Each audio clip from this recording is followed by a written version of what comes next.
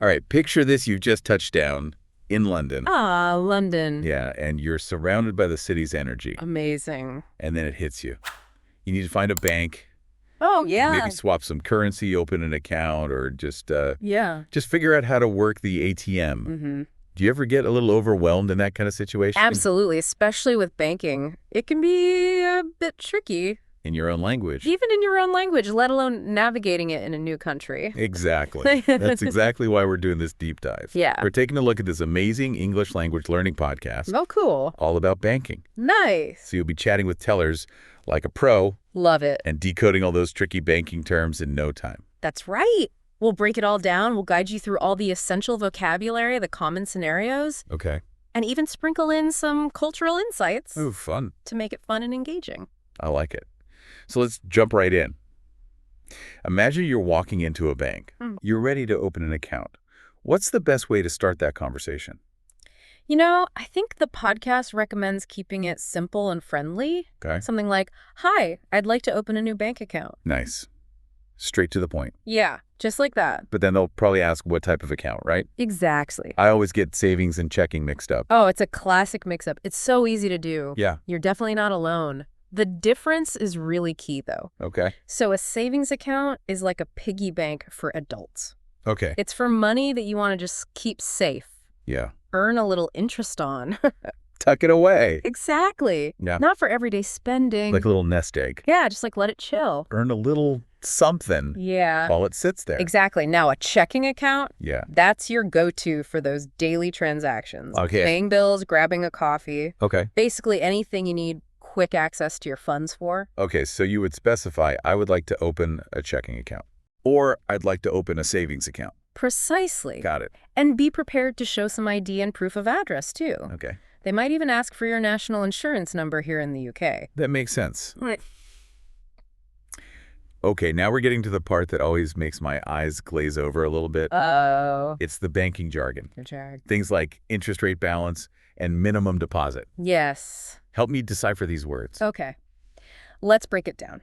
Please. Interest rate is simply the percentage that the bank pays you Okay. for keeping your money in a savings account. Oh, yeah. It's like their little thank you. A little bonus. Yeah, for letting them use your funds. So a higher interest rate means my money's growing faster. Exactly. You got it. I like that. Maximizing those savings. Absolutely. Now, minimum balance. Okay. That's the minimum amount of money that you need to keep in your account Okay. to avoid those pesky fees. Ooh. If it dips below that, you might get a little slap on the wrist from the bank. Got it. Noted. I am definitely asking, what's the minimum balance required? Yes. Good question. No surprises on my statement, please. No surprises. Now, what about those perks they always mention? Oh, the perks. Are those worth asking about? Absolutely. Perks can be game changers. Okay. Don't be shy about inquiring about things like cashback rewards or travel benefits. Ooh. Really sweeten the deal. I like that.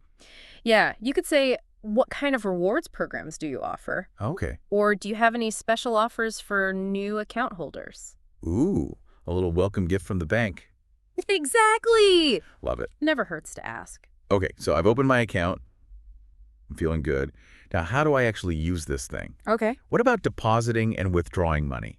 Right. Are there any special phrases I need to know? So for depositing money, you simply say, I'd like to make a deposit. Easy. And for withdrawals, it's, I'd like to make a withdrawal. Okay. Pretty straightforward. Yeah, straightforward. But the thing that always throws me off is when they ask, will that be cash or check? I always blank. It's so easy to mix up. It's very common. Cash is when you're physically handing over the bills. Okay. And a check deposit is depositing a paper check. Okay, that makes sense. Mm-hmm. I'm starting to feel more confident already. Good. And I'm assuming having my account number handy is crucial. Oh, yes. Hmm. You bet. It's like your account's secret code. It's very important. Speaking of codes, Yeah, have you ever stopped to think about what ATM actually stands for? I have. It's automated teller machine, right? That's right. Basically a robot teller who never sleeps. Exactly. Ready to dispense cash whenever you need it. That's right. But I'm guessing most people just call it the ATM. You know what most people do just call it an ATM? Yeah. Even though it's a machine, there are some helpful phrases to know, Okay. like check my balance Okay. to see how much money is in your account, or withdraw cash to get some spending money. All right. And a little tip. Yeah. I've heard some ATMs even have a language selection option. Oh, that's a good point. You can navigate it in your preferred language. Awesome. Technology Yeah. making banking a little easier. I love. Speaking of technology, Yeah. let's talk about how banking has gone digital. Ooh, yes. Online and mobile banking. It's amazing. It really is a total lifesaver, especially when you're on the go. Yeah. Have you tried them? Oh, absolutely. Yeah, all the time. Yeah. I love being able to pay bills, transfer money, even deposit checks right from my phone. It's a game changer. So convenient. It is. But I can imagine all those techie terms Yeah. could be a bit intimidating for English learners. Yeah, definitely. What are things like login credentials and two-factor authentication all about? Great questions. So login credentials is really just a fancy way of saying your username and password. Oh, okay. Think of them as the keys to your online banking kingdom. Okay. And two-factor authentication. Yeah. It's like an extra layer of security, Okay. usually involving a code sent to your phone or email, Got it. just to confirm it's really you logging in. A double check to keep those pesky hackers out. Exactly. Exactly. But what if I get stuck trying to set it all up? Don't worry. The tellers are there to help. Okay. Don't hesitate to ask for assistance. You could say something like, could you help me set up online banking? I'm not sure where to start. Okay, good to know. I have backup. Yeah. But let's be real. Yeah. Sometimes things go wrong, even with the best technology. It happened. Yeah, what about those moments when there's an unexpected fee on your statement Right. or your card gets declined? Any tips for handling those kind of stressful situations? Absolutely. Remember Marco's story about the check getting eaten by the ATM? Oh, yeah. That's happened to me, too. Oh, no. I swear my heart skipped a beat. It's the worst. It is. Well, these things happen, and the important thing is not to panic. Okay. Stay calm. Explain the situation to the teller. You could say something like, I was trying to withdraw money and my card got declined, even though I know I have funds. Okay. Or I see an unfamiliar charge on my statement. Could you help me understand what it's for? I feel like just knowing those phrases would make me feel so much more in control. Exactly. And you know what? If you believe a charge is incorrect, there's a magic phrase. Okay, tell me. I'd like to dispute this charge. Ooh, that sounds powerful. It is. It lets the bank know that you're not taking any nonsense. I'm taking notes. Good. So we've covered opening an account, handling everyday transactions, navigating the digital world, and even troubleshooting those little hiccups. Yep. What happens if I need to close my account? Okay. Maybe I'm moving back home, or I found a bank with better perks. Sure. The podcast recommends keeping it simple here, too. Okay. You can just walk in and say, I'd like to close my account. Easy. They might ask you for a reason, Okay. and it's perfectly fine, to be honest. Right. I'm moving out of the country, or I found a bank with better interest rates. Simple. Those are perfectly valid explanations. So no need to make up some elaborate story. No, keep it simple. Honesty is the best policy. Yeah. And speaking of honesty, Yeah, is it okay to be upfront if they try to lure me back in with special offers? absolutely. Yeah. You know, they might try to entice you to stay I bet. with lower fees or bonus rewards. Right. But if you're set on closing the account, it's perfectly okay to politely decline. Okay. You could say something like, thank you for the offer, but I've already made up my mind. Okay. Good to know. I can stand my ground. Yeah.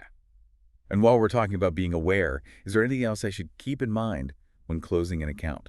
One really important thing, always ask about any potential fees Okay. associated with closing the account. Oh, okay. Some banks might have a small fee for early closure, for example. It's always better to be in the know. Exactly. It's all about being informed and confident when dealing with your finances. I'm feeling so much more prepared to tackle the world of banking in English now, That's great to hear. thanks to this podcast. I'm glad.